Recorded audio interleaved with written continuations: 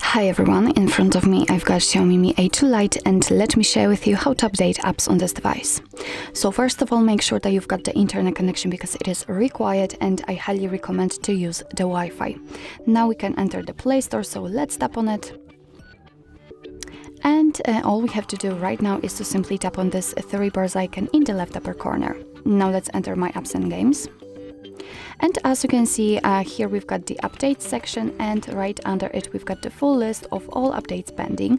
And of course you can update all of those apps just by tapping on update all, but if you'd like to update only one of it or two of them, nothing easier, just find it in the list and tap on update right next to it. So I will update the Gmail. As you can see, it immediately disappears, but it appears at the very top of the list, and right now it is downloading. After that it will be successfully installed and automatically updated, so actually you do not need to do anything else. So actually this is it. This is how to update apps in your Xiaomi Mi A2 Lite.